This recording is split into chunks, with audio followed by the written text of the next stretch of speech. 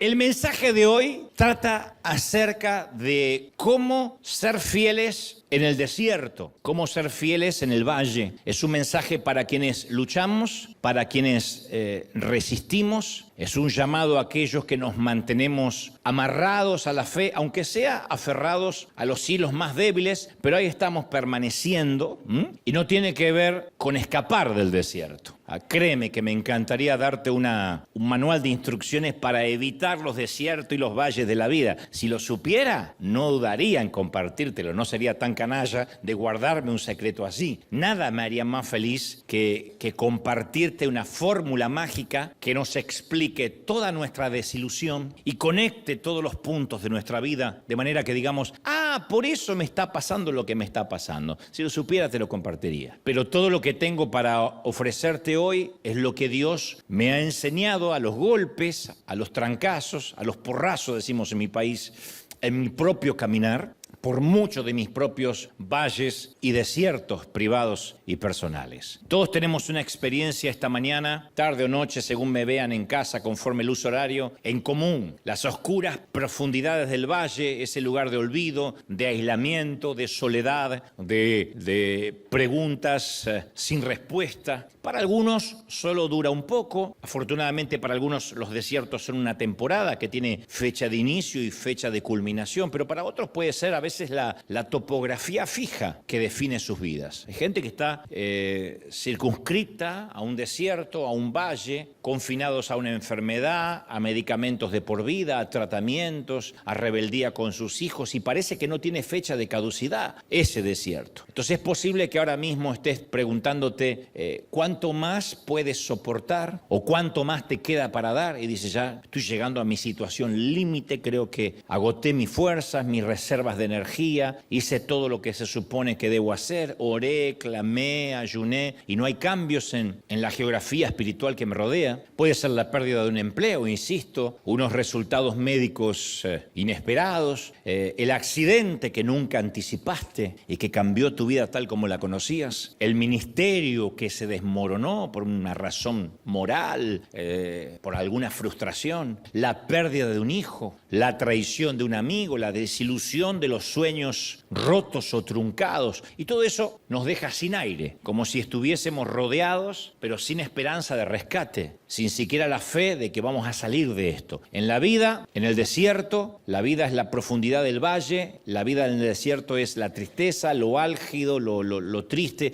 y algunos sienten como un puñetazo en el estómago y nunca más se vuelven a recuperar. Hablo de un golpe, de un duelo, de un infortunio, y sienten literalmente como que les quitaron el aire, como que les pegaron, como se dice en el boxeo, que no hay que hacer debajo del cinturón. Y están resentidos, sin aire, amargados, pero no solo por sus propias circunstancias, sino porque perciben que otros han logrado escalar hasta las rocas más altas y han salido. Y de repente hay gente que dice, ¿por qué a mí me toca no salir? ¿Por qué a mí me toca quedarme en ese valle de sombras, de oscuridad, de muerte en el peor de los casos? Sin embargo, mientras que algunos se rinden, otros encuentran en ese mismo desierto un segundo aire. Por alguna razón que va a ser, no difícil, pero va a ser complejo de explicar, algunos en ese desierto encuentran un segundo oxígeno para la vida. Como que el sufrimiento, y lo hemos hablado en más de una ocasión, los lleva a la sabiduría que no tenían antes. El desierto los quebranta y los lleva a una nueva madurez, a una segunda madurez. Y descubren algunas personas en las crisis, en los valles, una reserva de energía, de fuerzas, de unción que no sabían que tenían, que estaba ahí, pero que surgió a partir de estar en la fragua, a partir de estar en el tamiz, en el colador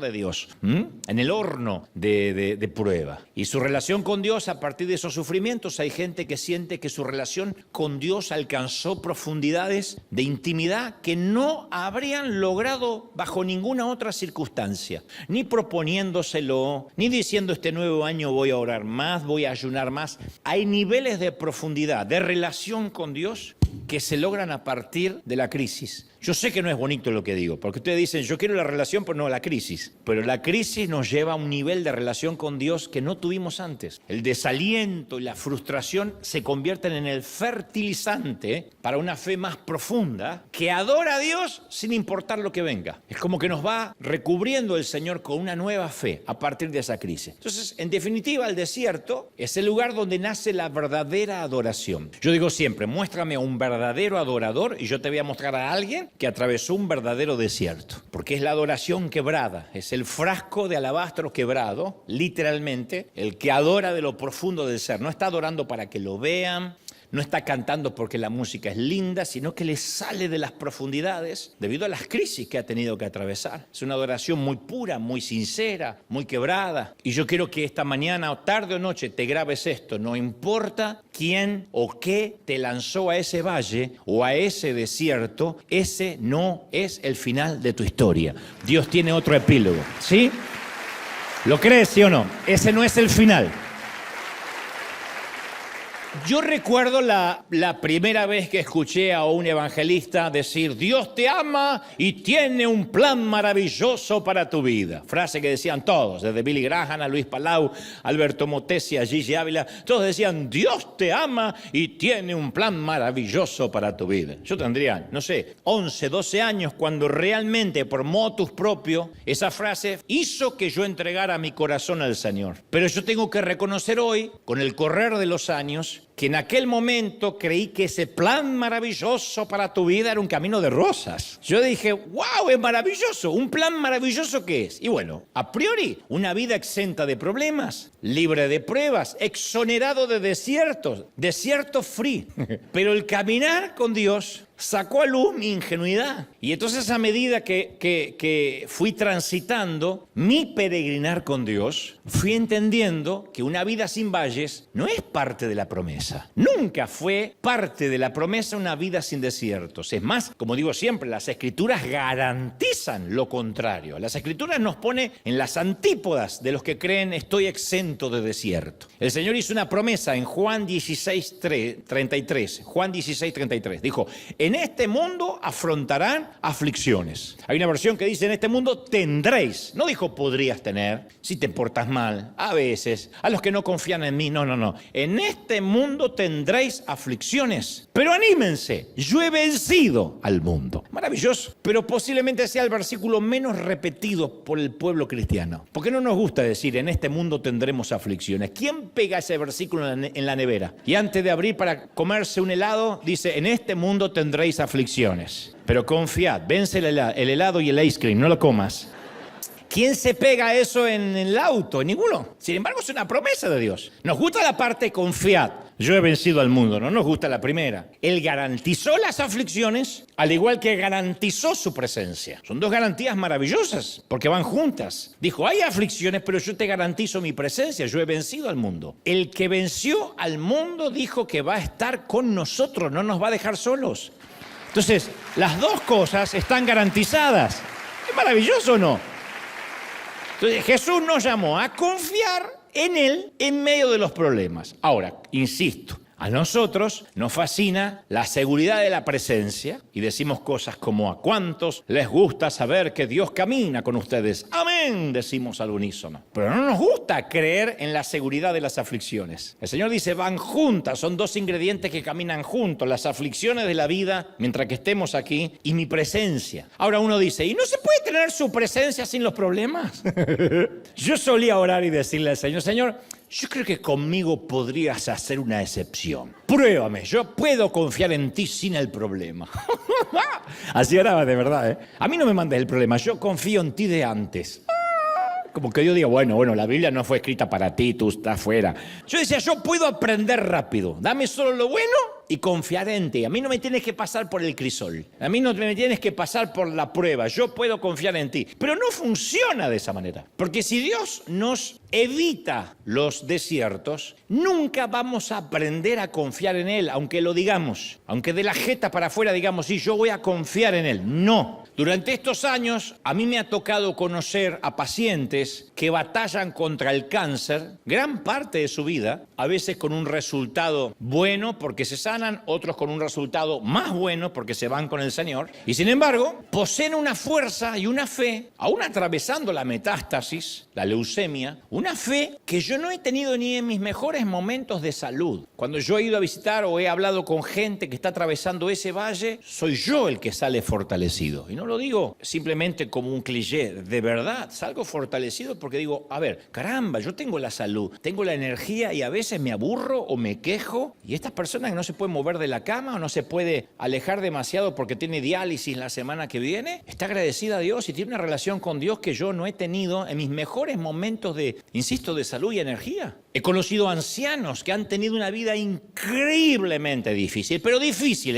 no como algunos que dicen, bueno, como la mía, que la pasé mal porque vine a este país indocumentado. No, yo hablo de los abuelos que escaparon de la Segunda Guerra, los bisabuelos que sentían las bombas y mientras que explotaban a su alrededor y le destruían la casa, corrían para salvar sus hijos, comían de salteado, vivían a caldo. Y sin embargo los he conocido de viejitos y poseían la dulzura de un niño. Nunca he visto a mi abuela quejarse, siempre agradecida a Dios, agradecía porque ahora podía comer 2 o 3 veces al día. Decía, yo no dejo de agradecer porque de chica a veces comía o masticaba algo para engañar el estómago. Ustedes están pensando, mi estómago no lo engaño fácil, es muy inteligente, tiene que comer.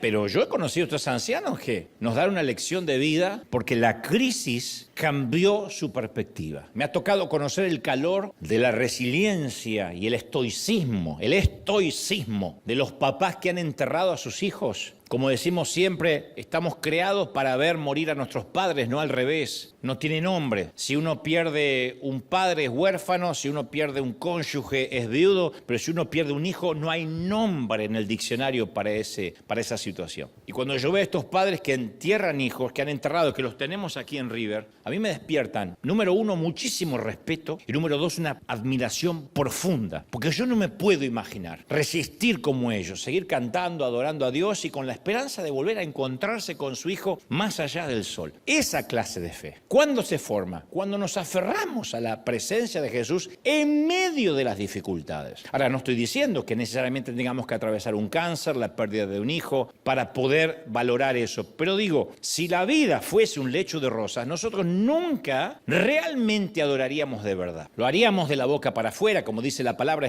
este pueblo de labios me honra, pero su corazón está lejos. Seríamos unos religiosos más, haciendo liturgias. Entonces, en palabras más simples, las dificultades siempre nos hacen mejores personas. Siempre. Muéstrame a alguien que pasó por una dificultad, pero de las buenas, de las grandes, esas que dejan en la lona cualquiera, pero resisten. Y yo te voy a mostrar a alguien, como digo siempre, que no se hace problema por babosadas, que no discute por estupideces, que no hace mala cara por un café frío, por un lugar en la fila, porque tiene que esperar más en el mercado, porque atravesó el valle de sombra y de muerte. Son personas más empáticas, son personas menos juzgadoras, no señalan tan rápido al que está enfermo y dice, algo habrá hecho, está pagando por algo. No, porque pasaste por ahí y sabes que no estabas pagando por nada. Son personas menos fariseas. Y por suerte, lo bueno de esto es que no es necesario fabricar las dificultades, la vida las trae. Vive lo suficiente y la vida traerá su propio kit de desiertos incluidos. Todos pasamos desiertos por la vida, no necesariamente escapar de una guerra, pero hay otro tipo de granadas y bombas que explotan cerca nuestro y nos hacen asirnos, tomarnos de la mano del Señor. Dicho esto, yo creo que naveguemos juntos por una historia bíblica apasionante que va a hacernos...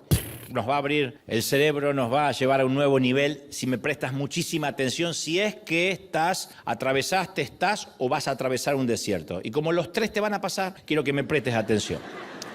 La primera vez que yo escuché la historia de Daniel y sus 3 amigos fue en una escuela dominical para niños, así casi medio siglo atrás. Esta es la primera vez que me toca predicar sobre el tema. Nunca había tocado el tema. No porque no me interesara, sino porque de pronto no había cobrado el sentido que hoy cobró para mí. Hace más de 50 años que yo escuché esta historia y en resumen, la maestra nos contó la historia de 3 jóvenes exiliados en Babilonia que osadamente se mantuvieron firmes en su fe contra un rey dictatorial, poderoso, y que fueron rescatados de manera milagrosa de un horno de fuego porque confiaron en Dios. Esa era la historia, nunca la olvidé, porque son esas primeras historias que uno escucha de niño. Y hasta recuerdo la ilustración del libro didáctico que ella utilizó, donde se veía a estos 3 hombres caminar por el medio del fuego, junto a uno más que caminaba con ellos como si fueran los 4 fantásticos de Marvel.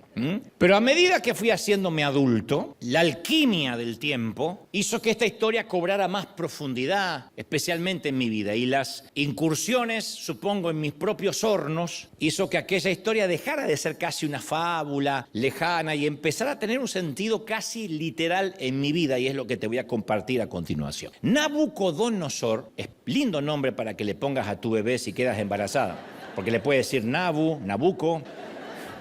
Nabucodonosor era el hombre más poderoso del planeta, del mundo conocido de la época, ¿no? Ni siquiera la superpotencia anterior, Asiria, había logrado conquistar Jerusalén, pero sí lo había hecho, con permiso de Dios, por la desobediencia de Israel, el imperio babilónico. Y Nabucodonosor accedió a cumplir lo que Dios le estaba permitiendo sin que él lo supiera, sacó por la fuerza al pueblo de Dios, tomó cautivos a muchos, y según la costumbre babilónica, todos los jóvenes prometedores, los cerebros del momento, fueron llevados a Babilonia para ser aculturados y naturalizados al imperio babilónico. En otras palabras, sus nombres fueron cambiados, les enseñaron una nueva lengua, un nuevo lenguaje, un nuevo acervo cultural, fueron reeducados, adoctrinados y recibieron puestos en el gobierno. Nabucodonosor no solo quería tomar cautivo Jerusalén, Judá, sino que quería a los muchachos para que trabajen para él. Los tomaba de jóvenes, los adoctrinaba y los ponía en lugares estratégicos como parte de sus funcionarios. Pero este rey, que se ve que tenía un espíritu argentino, quería más reconocimiento,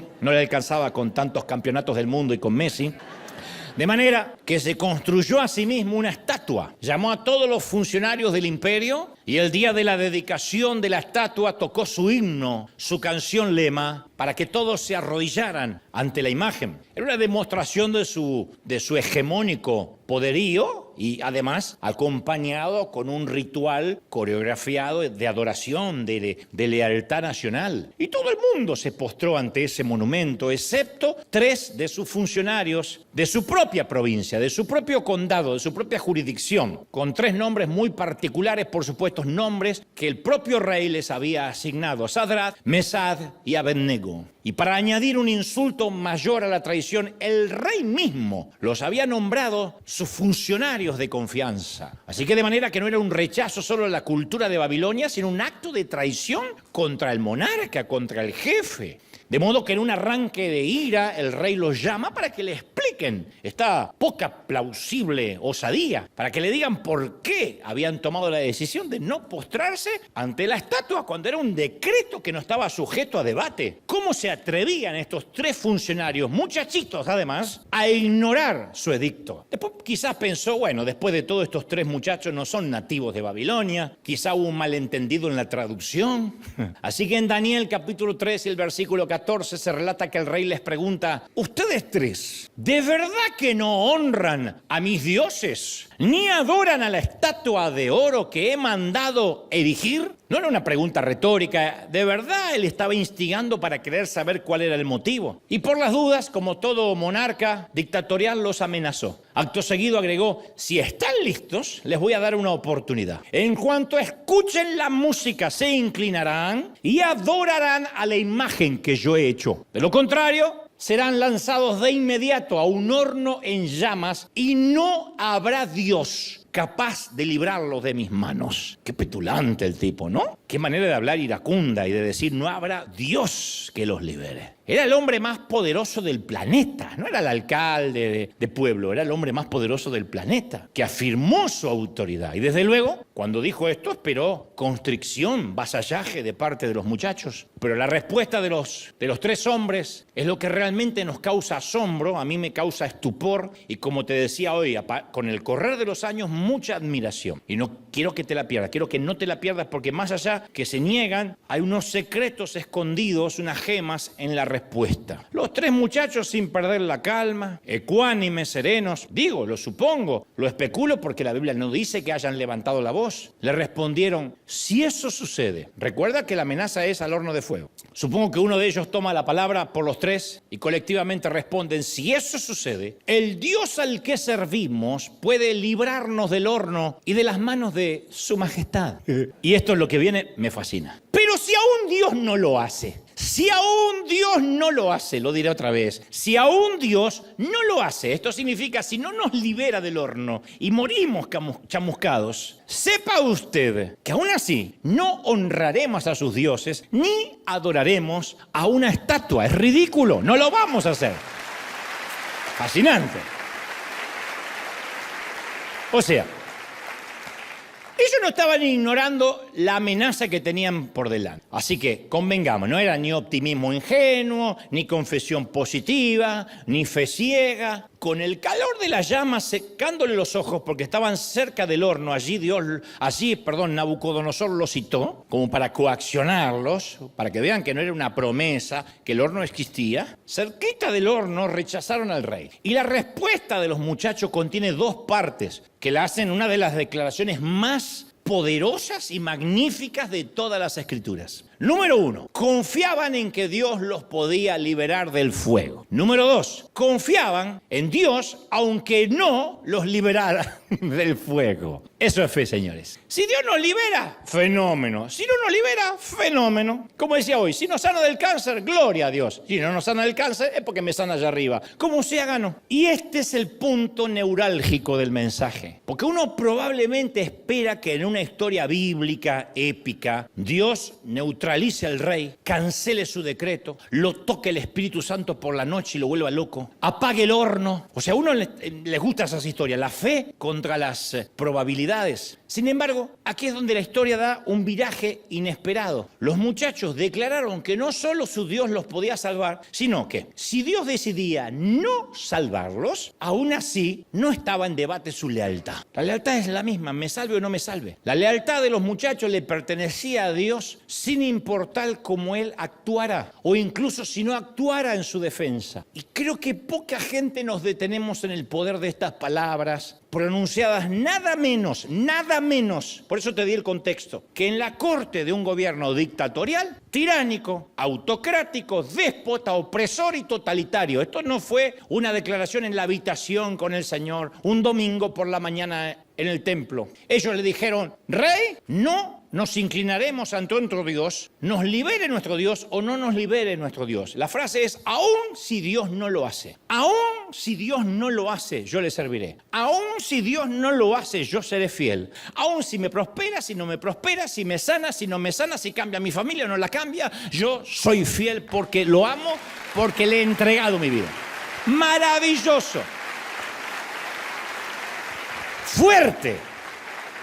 En otras palabras, confiamos en Dios, pase lo que pase, como predicamos hace una semana, que venga lo que tenga que venir, que pase lo que tenga que pasar, aun cuando el resultado final todavía no esté decidido. O sea, en resumen, nos negamos a sucumbir ante la presión. Ahora, para comprender la profundidad de estas convicciones, porque uno puede decir, bueno, son héroes bíblicos, vamos a repasar un poquito, rapidito, el contexto de la historia. El rey de Babilonia que está ante ellos era su captor, no un presidente democrático. Era un captor que les había quitado todo. Hay gente siempre en un país que odia al nuevo presidente electo, porque es del otro partido. Imagina el odio que habría si ese presidente sube por un golpe de Estado o toma el poder por las armas. No solo eso, te quita, te quema tu ciudad, te cambia el nombre, te cambia la bandera, te cambia el idioma y ahora te está ordenando una cosa más. La pregunta es, ¿cómo estos muchachos podían seguir confiando en su Dios si Dios no los había librado del exilio babilónico en el pasado? Estos muchachos no estaban allí en victoria, estaban cautivos. ¿Cómo tenían esta convicción? Cuando estaban frente al mismo rey que había causado la caída de Jerusalén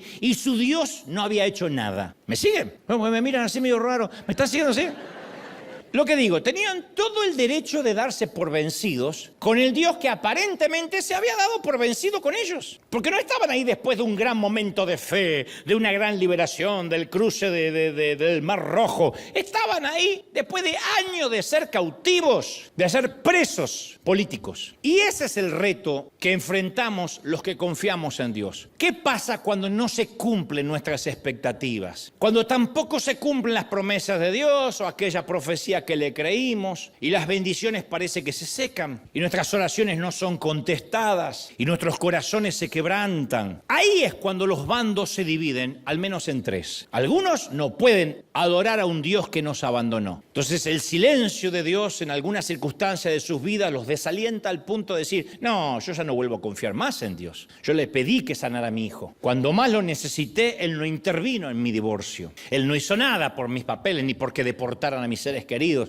Hay gente que se pone en el antagonismo de Dios y no vuelve a confiar en Él. Dios me falló. El segundo bando no expresan un rechazo tan implícito, tan directo hacia Dios, pero establecen una resignación callada, toman distancia, no abandonan a Dios del todo, pero se mantienen distantes, ya no son tan confiados en Él como antes. Sí, siguen viniendo, se siguen congregando, pero funcionalmente han dejado de orar, privadamente han dejado de confiar y han dejado de creer que Dios puede ayudarlos porque dicen, ya Dios me falló, así que ahora estoy simplemente sopesando, tomando examen. A ver qué tal se va a portar Dios en la próxima. Y luego está el tercer grupo, en el cual están estos tres muchachos. Tenían fe en la capacidad de Dios para salvarlos, pero también estaban dispuestos a reconocer la posibilidad de no ser salvados. Y yo quiero ser sano, pero si Dios decide que no, y eso no va a cambiar mi relación con Dios. Tú quieres una familia feliz, y si no lo logras, no va a cambiar tu relación con Dios. A primera vista esto puede ser contradictorio. ¿Cómo vamos a confiar en un Dios que no nos puede salvar? ¿Cómo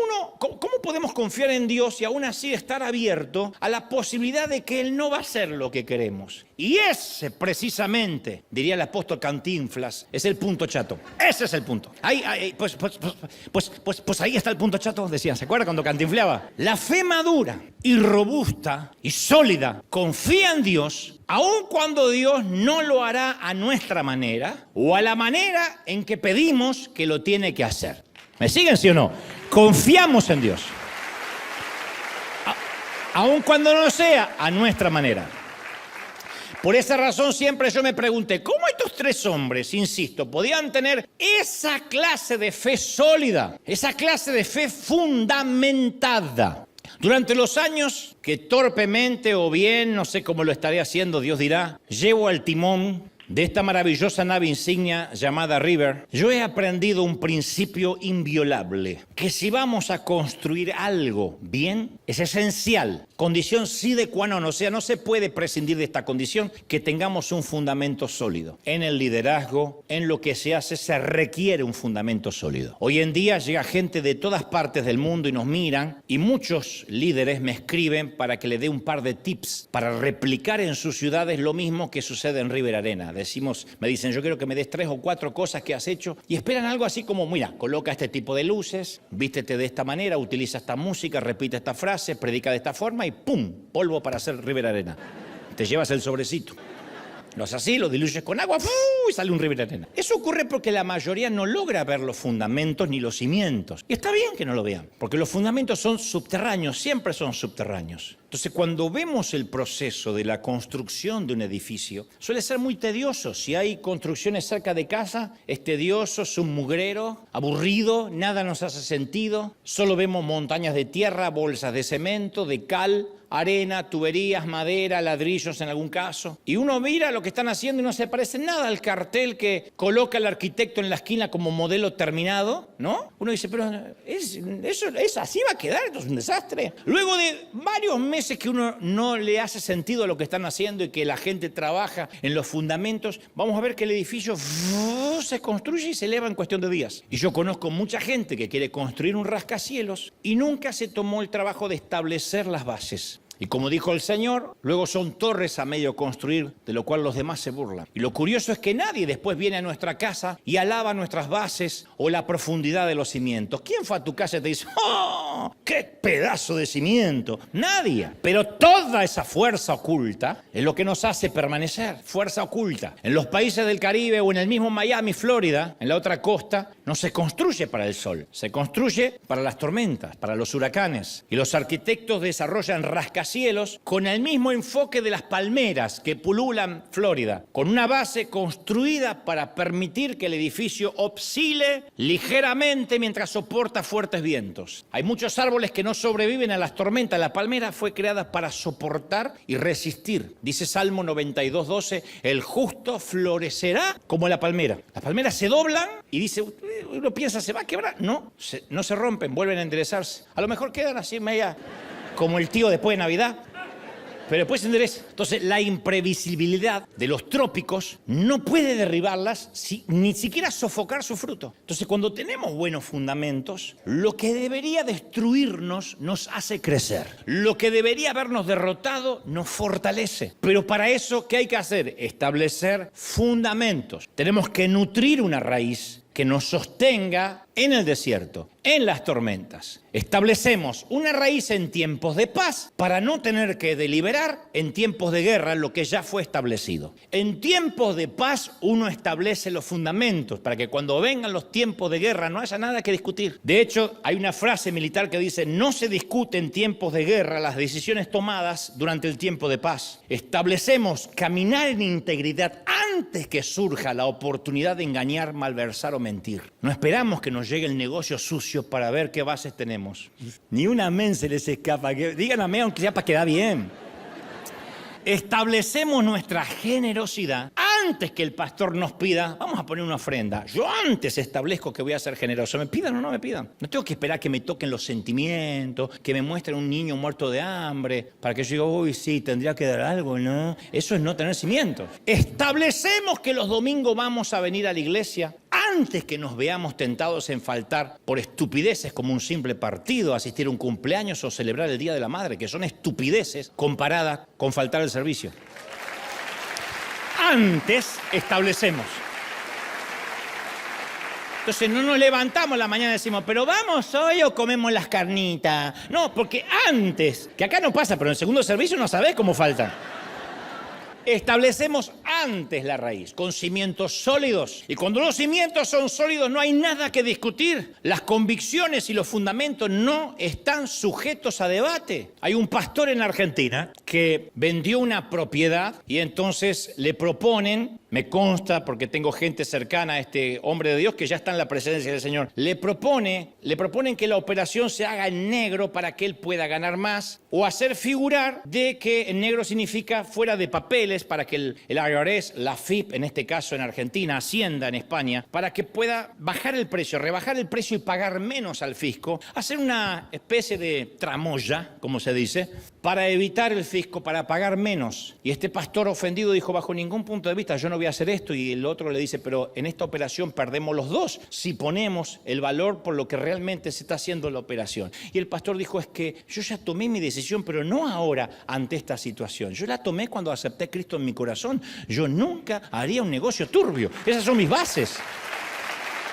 Así que, si quiere, si no hay forma de que usted quiera pagar lo que hay que pagar al fisco, yo pago los impuestos por los dos, pero bajo ningún punto de vista yo voy a malversar o a mentir. Entonces, mientras que otros saltan de convicción en convicción, hay gente que dice, cuando quieras encontrarme no me tienes que buscar. Yo no me voy a ninguna parte porque yo estoy plantado como la palmera, floreciendo como la palmera. ¿Alguien lo tiene que creer, sí o no? Viste que hay gente que dice, estas son mis convicciones, si no te gustan tengo otras. Yo recuerdo la historia de un hombre que acudió a un ministro y le dijo, pastor, ¿usted oficiaría un funeral para mi perrito que acaba de morir? Y el pastor respondió casi ofendido, mis convicciones cristianas no me permiten hacer eso. Nosotros no hacemos funerales para perros. Y el hombre le contestó, qué pena, yo quería dar una ofrenda de $100,000. Se la voy a tener que dar a la iglesia bautista. Y en ese momento el pastor dijo, espere, usted nunca me dijo que el perro era pentecostal. Si es un perro lleno del Espíritu Santo, hacemos el funeral. Bueno, eso es cambiar de convicciones según la conveniencia. ¿Qué está estableciendo Dios de manera permanente en nuestro corazón durante esta temporada? ¿De qué forma Dios está formando estabilidad en nosotros para lo que viene? Jesús contó una parábola acerca de construir nuestras vidas sobre un fundamento sólido. Y dijo: quien oye mis palabras y las pone en práctica como una persona que construye su casa sobre roca sólida. Ya está. No dice: y luego a esa gente no le vendrá tormenta, a esa gente no le vendrán los huracanes. Dice: esa gente no se moverá. Viene la tormenta, pero permanece firme. ¿Qué tiene? Bases. Sadrach, Mesach y Abednego confiaban en Dios por sus bases, sus cimientos, edificados sobre el carácter de Dios y no sobre sus circunstancias, porque sus circunstancias eran malas, eran cautivos los tipos. Tenían el derecho a decir: no confiamos más en Dios, pero sus cimientos estaban en el carácter de Dios. Eso les dio la seguridad para confiar en Dios frente al fuego. La seguridad se construye en tiempos de paz. Los cimientos se construyen en tiempo de paz, no en tiempo de guerra. En tiempo de guerra ya no se pueden volver a construir cimientos. Se viene abajo. Obviamente, cuando ellos dicen: no adoraremos a otro Dios, Nabucodonosor reacciona con furia. Cualquier misericordia o empatía que el monarca había buscado ofrecerle se había evaporado. Ordenó calentar el horno 7 veces más de lo normal. Mirá lo enojado que estaba. Estaba tan caliente el horno que hasta los guardias, cuya tarea era arrojarlos dentro, murieron en el acto. Los guardias que lo fueron a calentar, las llamas los mataron. La templanza de la respuesta de los 3 jóvenes contrasta abismalmente contra la represalia desproporcionada y encendida del rey. O sea, quiero que tengamos en claro esto. Cuando ellos dijeron: confiamos en nuestro Dios, no mitigaron las circunstancias, las intensificaron, las cosas se pusieron más feas. El declarar que adoraban a Dios no les dio la salida. No les dijo: bueno, como veo tanta fe, los voy a dejar ir. Convengamos que no era cuestión de decretar la victoria, de sellar la palabra con una ofrenda de $100, de traer al altar algo y ¡pumba! Milagro. No. El elegir confiar en Dios se convirtió en una confrontación. Por eso muy pocos llegan hasta ahí. El creer en Dios aumentó el calor del horno. Y esta es otra palabra que no espero muchos amenes. Pero tu confianza en Dios muchas veces va a calentar mucho más el horno. El enemigo no va a decir: bueno, está bien, qué cabeza loca este. No. Se va a poner iracundo y va a calentar el horno más. Y notemos que en estas cuestiones no hay posición neutral. No se puede jugar en ambos equipos, ¿eh? O te postras o te quemas. O te postras o te quemas. No hay tercera opción. Y ellos eligieron quemarse. Si Dios nos salva, nos salva. Si no nos salva, y bueno, nos quemaremos. Pero nuestras convicciones no están sujetas a debate. Nosotros no vamos a desarmar el edificio y ahora y cambiar las bases. Nuestras bases están puestas desde niños. Yo no miento. Yo no estoy dispuesto a pecar adrede. Yo no estoy dispuesto a claudicar al primer cambio de tormenta o al primer cambio de gobierno. Yo no cambio mis convicciones porque mi fe está basada en la roca sólida que es Jesucristo. Es mi base.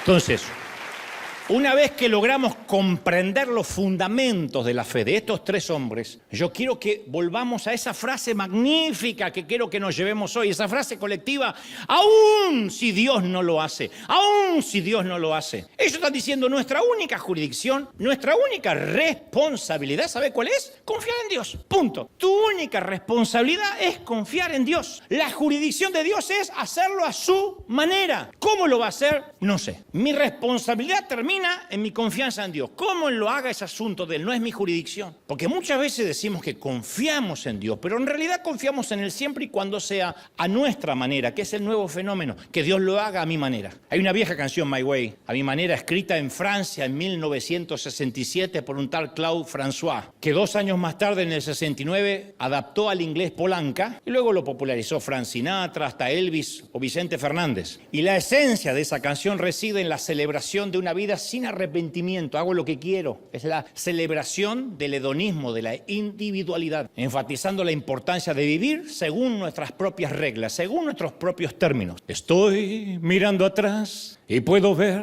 la vida entera y sé que estoy en paz, pues la viví a mi manera. A mi manera es: cocino mis deseos a fuego lento, vivo a mi manera hasta que al fin tengo un asado de expectativas que gobierna mi vida. Le llevamos nuestro proyecto a Dios no para preguntarle si es su voluntad, sino para que nos dé el visto bueno. Señor, ¿me firmás acá? Entonces, el deseo de casarnos se convierte en nuestra propia expectativa, nuestra manera de cuándo, con quién, cómo y dónde tiene que ser la boda, porque así se lo estoy pidiendo al Señor. El Señor hay que ser específico. El anhelo de tener hijos se convierte en la expectativa de cuánto, cómo van a ser, cómo serán, qué van a estudiar y cuánto dinero voy a tener guardado para que vayan a la universidad. Ahora bien, los deseos en sí mismos no son malos. Salmos 37:4 dice, deleítate en el Señor y Él te concederá los deseos de tu corazón. El problema no son los deseos, ¿verdad? El problema no son los deseos, sino cuando empezamos a ver a Dios como el medio para conseguir nuestros deseos. Y nos creamos la falsa expectativa de que Dios, si nos ama, si de verdad eres bueno, entonces nos darás lo que yo te pido, me darás lo que te pido y de la manera en que te lo pido. ¿Es mucho pedir, Señor? Lo que pido es un hombre lindo, musculoso, millonario, sin madre. Es mucho pedir. Ahora, esto no pasa de un día para otro, que nos volvemos tan imbéciles para pedir. Esta clase de expectativas comienza al principio como un deseo sincero. Al principio queremos que haga su voluntad en todo. Así somos cuando nos entregamos al Señor. Señor, te entrego el control de mi vida. Haz tu voluntad. Y estamos seguros que lo que estamos pidiendo está sellado con una fe sincera. Pero después sutilmente y casi de manera, yo diría, inconsciente, a nuestra oración sincera o lo que a priori fue sincera, le vamos agregando algunas frases. La oración que era, Dios, me gustaría casarme, se convierte en, si hicieras que me case, yo sería mucho más feliz y podría servirte mejor. La oración que era, me gustaría servirte en lo que quieras, Señor. Úsame, cambia porque yo quiero impactar a las naciones, tener miles de seguidores para que mi ministerio realmente impacte. La oración, me gustaría que me sanaras, cambia, si me sanas, recién voy a poder confiar de que eres un Dios sanador y voy a dar testimonio de que tú sanas. Entonces, a ver, cuando el deseo se convierte en expectativa, defino mi visión de quién es Dios siempre que lo haga a mi manera. Entonces la pregunta profunda que hoy deberíamos hacernos es, ¿quién es Dios para nosotros? ¿El Dios al cual adoramos no importa lo que nos pase? ¿O el simple camarero que nos trae la orden tal como la pedimos a nuestra mesa? ¿Dios es Dios o es el camarero? Porque si es el camarero podemos decir, no, Dios, yo los camarones no los pedí así, ¿me lo cambia, por favor? Si Dios es el que adoramos, nos traiga comida o no, la ecuación cambia. Y acá viene bien una pequeña lección de gramática simple. Todas las condiciones de un contrato o relación tienen dos partes. Comienzan con una prótasis, no prótesis, prótasis, que significa sí, y concluyen con una apódosis, que significa entonces. La prótasis despliega una serie de condiciones que si se cumplen, la apódosis nos da el resultado. O sea, una relación sin condiciones significa que estoy comprometido sin importar lo que la otra persona haga. Estoy comprometido con una institución sin importar lo que la institución haga. Lo opuesto es una relación condicional de consumidor, definida por ciertas normas. Si haces lo que quiero o lo que me beneficia, entonces me quedo en la relación. Esa relación puede ser con una persona o con una organización, o con un club, o con un servicio. Pagaré el costo de la membresía entre tanto reciba los beneficios. Si no voy, atención al cliente a quejarme. Así es como funciona Costco o Netflix. Así es como operan. Pero las condiciones también podrían distorsionar una relación. Pensemos en cómo se vería afectada nuestra relación con Dios si en lugar de una promesa incondicional, Señor, te seré fiel, aunque no me libres del horno de fuego, cambiara, por ejemplo, te seré fiel solo si me haces feliz, si me prosperas, si me sanas, si me bendices, si me mantienes lejos del fuego y las suegras, entonces te adoraré.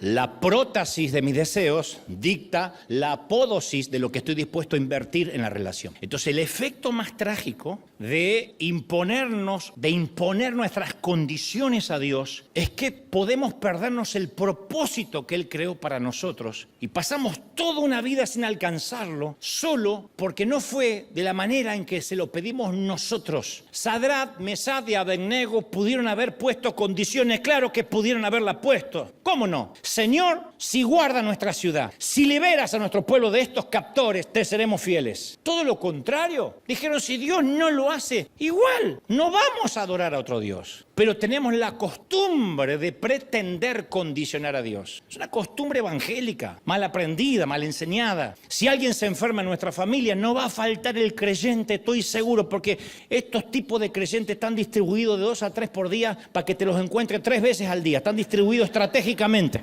Se te enferma alguien, tú o alguien, y va a venir alguien a decirte, deberías declarar sanidad con más fe.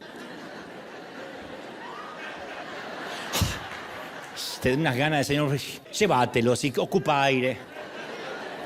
Deberías quebrar alguna maldición, ¿eh? O que te arrepientas de un pecado oculto que todavía no confesaste. O ¿por qué no vas a ver a un ministerio de sanidad? O que le des 7 vueltas a la cama del enfermo mientras lo rocíes con aceite de oliva.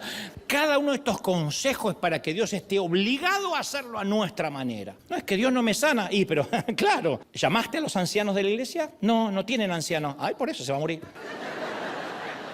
Condiciones como esas se basan en la suposición que Dios sigue cierta fórmula y si no recibimos lo que queremos es porque no seguimos la fórmula. Si el pastel no te salió, revisa la receta. Así es como opera la religión organizada. Cumple con tu parte, Dios cumple con la suya. Y cuando algo no funciona, como lo predice la fórmula, revisa la fórmula. Busca dónde no cumpliste con tu parte, sea por comisión o por omisión. Entonces, si alguien no prospera o le va mal o pasa un desierto económico, inmediatamente le dice, pero ¿no estás ofrendando? Sí, la siembra trae cosecha. Pero a mí me ha tocado décadas de sembrar y no cosechar todavía, no era el momento. ¿Qué sé yo? Tal vez no estaba preparado para la cosecha, tal vez mi ofrenda no era tan sincera como yo lo creía, no lo sé, o simplemente a Dios se le antojó ver si yo lo adoraba igual con o sin cosecha. No lo sé, pero no hay fórmula. Porque la gente dice, si no cumpliste, vuelve atrás, cúmplele, y entonces cúmplela y Dios hará su parte. Es una manera transaccional de relacionarnos con Dios. Dios no transa, Dios no negocia. Él te bendecirá solo si cumples tu parte, nos dicen. Que quede claro. Ser sus hijos, claro que tiene ciertas condiciones que surgen por amor. Él quiere nuestra obediencia, nuestra confianza, nuestra lealtad, nuestras ganas de ser santos. Pero Él, en vez de decirnos, solo si me obedeces seré tu Dios, declara, yo soy tu Dios, quien te salvó antes que me conocieras y eres mi hijo porque lo he decidido. Él nos amó antes de enviar al Hijo. Él no es nuestro Dios, luego que cumplamos sus condiciones, sino que es nuestro Dios aun de que aceptemos cumplir sus condiciones. Entonces, durante estos años, yo he orado en salas de cuidados intensivos, he orado por algún cónyuge, por una esposa cuyo marido la golpea, he orado para que Dios sane a una mamá a punto de morir porque sus niñitos todavía la necesitan. Pero he aprendido a orar a los golpes, no digo, miren que yo lo alcancé, a los golpes lo aprendí. Y espero que ninguno de ustedes tenga que aprenderlo de mala manera. Yo lo aprendí o entendí a orar. Aprendí a orar sin un control arrogante. No son oraciones que reclaman, sino oraciones filtradas para que Dios tenga la última palabra, su soberana voluntad. De lo que yo puedo ver, porque yo no veo nunca el 360, yo veo lo que puedo abarcar como humano. Digo, estos chiquitos necesitan a su mamá todavía, pero no sé cuál sea el plan de Dios para esa mamá y esos chiquitos. Así que yo oro, clamo por la sanidad, pero siempre sé que la última palabra es de Dios. Y eso no me decepciona. Aun si Dios no lo hace, yo continúo orando, continúo buscándole, porque a priori es todo lo que tengo, no tengo a más nadie a quien orar. Continúo confiando en su cuidado, aun si no lo hace en la manera que se lo pido. Y he aprendido que hay dos clases de fe. Una dice si es que, y la otra dice aunque. Una dice si es que todo me va bien, si soy próspero, si soy feliz, si ninguno de mis seres queridos muere, entonces iré a la iglesia y daré lo que puede y lo serviré. La otra dice aunque el mal prospere, aunque sude en Getsemaní, aunque tenga que beber de la copa del Calvario, aún así y precisamente así, confiaré en el Señor que me creó. ¿Lo recibimos, sí o no?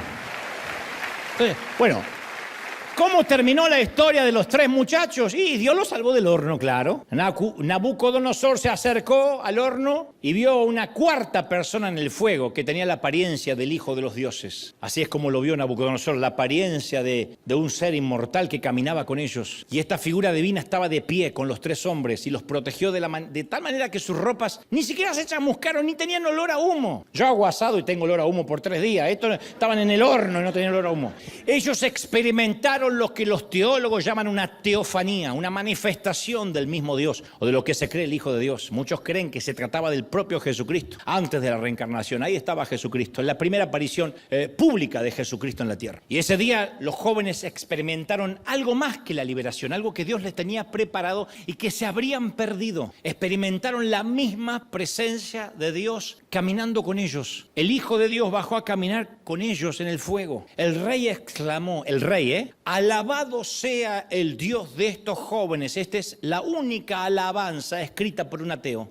Alabado alabado sea el Dios de estos jóvenes, que envió su ángel y los salvó. Y agregó, ellos confiaron en él y desafiando mi orden real, optaron por la muerte antes que honrar y adorar a otro Dios que no fuera el suyo. Nabucodonosor alabó al Dios de los jóvenes. Y la alabanza de Nabucodonosor ofrece dos observaciones importantes. Primero, el hombre más poderoso del planeta reaccionó ante el poder salvador de alguien mayor. Dios había salvado a sus siervos y refutó lo que él había declarado. No habrá Dios capaz de librarlo de mis manos. Dios hizo que se tragara sus palabras. Segundo, el rey les ofreció, por su compromiso, por su devoción, porque el Dios los había librado, les ofreció algo que nunca pensamos a priori que el rey podía ofrecerles. Él vio que el desafío de los jóvenes no fue la terquedad, la resignación, tampoco fue una expresión de fe ingenua, triunfalista, que rehusaba la posibilidad de la muerte. No, él vio que estaban dispuestos a morir, a entregar sus cuerpos con tal de no servir a otro Dios. Y entonces, irónicamente, el rey ofreció una explicación de por qué esto pasó, y esto es lo que les ofreció. El rey entendió que la negación a postrarse ante otro Dios fluía de una devoción ante un Dios mayor, y entonces les ofreció a ellos esta declaración, un nuevo edicto: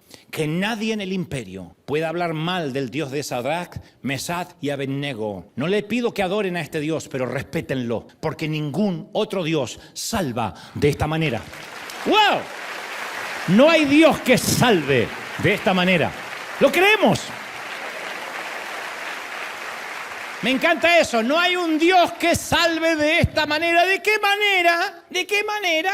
No la manera que nos gusta, la manera de Dios, sino la nuestra. Dios pudo haber salvado del fuego de muchas maneras milagrosas. Podía haber apagado el fuego. Se apaga. Podía haber hecho que Nabucodonosor cambiara de idea, ¿o no? Si pudo hacer que la madera mojada se encendiera en el caso de la confrontación de Elías con los profetas, podía hacer que el fuego de Nabucodonosor nunca se prendiera. Pero los jóvenes no fueron salvados del horno. Dios permitió que fueran echados. Y en vez de cambiar la circunstancia, Dios hizo que su presencia fuera conocida en medio de ellos y por medio de ellos. Jesús tenía planificado caminar con ellos en el horno y se lo hubieran perdido. Hay desiertos que Dios planificó caminar con nosotros. Eso es ganancia. Un desierto caminando con Jesús es 1000 veces mejor que un oasis sin Él, que un bosque repleto de flores sin la presencia de Dios. ¿Recuerdas la promesa de Jesús? Mi presencia en medio de las aflicciones. Y a menudo es así como Dios obra. Vayámonos acostumbrándonos. Isaías 43:2 dice: cuando cruces las aguas, yo estaré contigo. Cuando pases por los ríos, no te cubrirán. Cuando camines por el fuego, no te quemarás, ni te abrazarán las llamas. Me pregunto si esta promesa retumbaba en las mentes de Sadrach, Mesach y Abednego. ¿Recuerdas? Las llamas no nos van a quemar. Y no dices, si te toca caminar por el fuego como algunos pobres condenados. No, cuando pases por el fuego. O sea, es una promesa, habrá fuego. Cuando estés en el fuego no te quemarás, no serás consumido. A veces Dios permite que pasemos por el fuego, y cuando entramos en las dificultades, en los fuegos de la vida, nuestra respuesta instintiva es que Dios cambie la circunstancia. Cambia, Señor,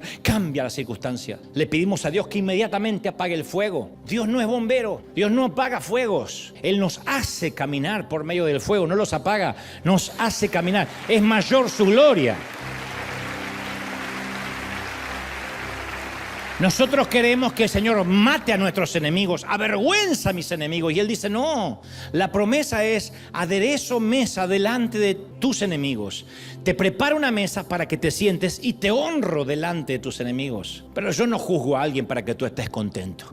A lo sumo te honraré delante de los que te hicieron bullying. Pero nosotros queremos que Dios cambie las circunstancias. Le pedimos que baje un poco el calor, que el rey cambie de idea, que cierre la puerta del horno, que se cancelen los hornos, que Dios levante un presidente que prohíba los hornos, que muestre quién es Dios, porque se atrevieron a hablar contra mi Dios. ¿Cuántas veces oramos por menos fuego en vez de orar por más Dios en medio del fuego? Señor, dame menos fuego. Y Dios dice, no, ora por más Dios en medio del fuego.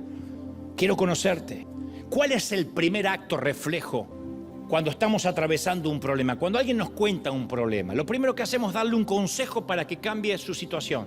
Le decimos, y te conviene salir de esa relación. O confróntala, no te calles nada. O no te dejes pisotear. O reclama lo que es tuyo. Es muy raro que le digamos a alguien, resiste, el Señor camina contigo. Esto no es para pusilánimes, No es que estoy diciendo, sé cobarde, no, marcha, pero marcha en el fuego. Muy pocas veces nos aconsejaron que resistamos como la palmera en medio de la tormenta. Dios permite que caminemos por el fuego, no solo para que experimentemos su poder, sino su presencia en el medio del fuego. Las personas que han estado enfermas en cama de hospital han dicho: he sentido a Dios como nunca. Jamás he orado tan sinceramente en una iglesia como oré en la sala de hospital. Nunca escuché la voz tan clara como la escuché en aquel cementerio. Él me sostuvo cuando salía del panteón. Él quiere caminar con nosotros en el horno. Y eso pasa para que nos demos cuenta que Él no es un genio metido en una lámpara al cual frotamos y ¡pum!, cumple los deseos. Y si me salva, adoraremos. No, si nos salva, adoraremos, y si decide no salvarnos, adoraremos de igual modo. Su presencia nos va a cambiar en medio del fuego. Entonces, ningún otro Dios rescata así. Lo dijo Nabucodonosor: no hay un Dios que rescate de esa manera. No hay un Dios que lo haga con este estilo. Porque él también hubiese, si fuera otro rey, apagado el horno o darles una amnistía o un perdón. No. Ningún Dios llega tan lejos. Dios nos da la posibilidad de experimentar su presencia sin importar dónde estemos. Cuento algo para cerrar. La gente de Okinawa, Japón, es conocida por tener una longevidad asombrosa. Viven 112, 115 años algunos. Y los estudiosos se lo atribuyen a los continuos movimientos diarios que ellos tienen. Porque a diferencia de nosotros los occidentales, a lo largo del día, sin importar la edad que tengan, ellos para almorzar o cenar se sientan en tapetes de tatami que están en el suelo. Así que no importa que tengan 80, 90 años, a la hora de almorzar o cenar, esta es la postura. Y posiblemente este ejercicio cotidiano de agacharse y levantarse le da la flexibilidad y la fuerza que necesitan, y una de las esperanzas de vida más largas del mundo. Y la mayoría de nosotros queremos la longevidad de las promesas de Dios, la fe, pero no estamos dispuestos a agacharnos. Reclamamos la presencia de Dios en nuestro mundo, pero no queremos las aflicciones de quien venció a ese mundo. Queremos la corona, pero evitamos la cruz. Queremos la tierra prometida, pero queremos estar exentos del desierto. Queremos que el Hijo de Dios camine con nosotros. ¿Quién no? Pero le pedimos que nos evite el horno de fuego. Y el Señor dice: es que, ¿sabes? Yo camino en hornos de fuego. Yo camino en los desiertos. Si quieres acompañarme, me conocerás como nunca. No habrá nada ni nadie que nos interrumpa. Queremos que Dios nos bendiga, pero en nuestros términos. Pero quiero que te grabes esto: Dios no está negociando. Él solo nos dice: cuando cruces las aguas, yo estaré. Cuando pases por los ríos, yo estaré. Cuando pases por el fuego, yo estaré. Su promesa incluye aguas, ríos, fuego, pero también su incondicional presencia. Yo amo la manera de Dios. Amo la manera de Dios.